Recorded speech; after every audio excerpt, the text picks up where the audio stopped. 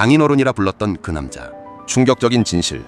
장인어른과 아내가 태국 방콕의 리조트에서 한 방에서 같이 이틀을 보냈습니다. 그리고 저는 흥신소 보고서를 통해 알게 됐습니다. 그 남자는 처음부터 장인어른이 아니었다는 것을. 신혼 첫날 밤이었습니다. 불을 끄고 나란히 누운 그 순간 아내가 제 귀에 조용히 말했어요. 오빠, 부탁 하나만 해도 돼? 저는 영문도 모른 채 고개를 끄덕였습니다. 나 우리 아빠 너무너무 사랑하는 거 알지? 우리 아빠 잘 부탁해. 꼭 그래야 해. 알았지? 장인어른은 그때 아직 건강하시고 사업도 잘 되고 계셨습니다. 도대체 왜 신혼 첫날 밤에 굳이 그 말을 했는지 저는 되물었지만 아내는 그저 특유의 눈웃음만 지었습니다. 장인어른은 한강이 내려다 보이는 럭셔리 아파트에 혼자 사셨습니다. 젊을 때 이혼하신 후 아내를 혼자 키우셨다고 들었습니다. 한 번은 제가 여쭤봤습니다. 왜 재혼을 안 하셨어요? 혼자서 딸 키우시는 게 많이 힘드셨겠어요. 장인어른은 아내의 허리를 연신 쓸어내리면서 말씀하셨습니다. 지오면 이렇게 예쁜 딸 보는 재미에 힘든 줄도 몰랐지. 그때는 그저 훈훈한 부녀 사이라고만 생각했습니다. 하지만 장인어른과 단둘이 저녁 약속이 있던 날이면 아내는 화장이 평소보다 더 진하고 만취가 되어서 들어왔습니다. 제가 뭔가 물으려 하면 먼저 쏘아붙이곤 했어요. 왜 이래?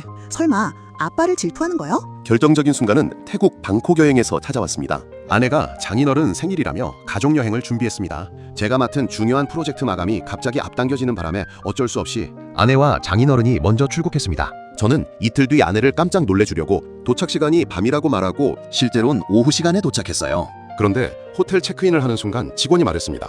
예약자분 성함으로 이미 한국 부부가 묵고 계시는데요. 방 2개로 예약했으니 각자 따로 지내고 있을 거라고 했더니 직원이 다시 말했습니다. 아니요, 방 하나에서 이틀째 두 분이 함께 지내고 계세요. 다리가 굳는 느낌이었습니다. 키카드를 들고 그 방 앞에 섰습니다. 문을 열었습니다. 침대 위에 두 사람의 속옷이 아무렇지도 않게 뒤섞여 있었어요. 욕실 세면대 위에도 두 사람의 물건이 나란히 놓여 있었습니다. 마치 오랫동안 함께 살아온 부부처럼. 수영장에서 서로 끌어안고 있던 두 사람은 제가 다가가자 황급히 몸을 떼었습니다. 그날 밤 추궁하자 아내는 태연하게 답했어요. 원래 부녀 사이가 스스럼 없어서 방을 하나 잡은 것뿐이라고. 말하면 싸우기만 하고.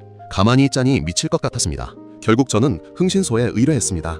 다음 이야기로 가려면 2번 터치하세요. 며칠 후 보고서가 도착했습니다. 봉투를 뜯는 손이 떨렸습니다. 첫 줄을 읽는 순간 숨이 멎었습니다. 의뢰인 처의 부친으로 알려진 본 인물은 아내와 혈연 관계가 없으며 결혼 7년 전부터 지속적인 금전 지원 관계가 확인됨. 장인어른이 아니었습니다. 처음부터 그 사람은 제 아내의 스폰서였습니다. 저는 지금 이 보고서를 손에 쥔 채 아무것도 할 수가 없습니다. 저 이제 어떻게 해야 할까요? 저에게 조언의 댓글을 남겨주세요. 글로벌 시니어 스토리 구독과 좋아요 눌러주세요.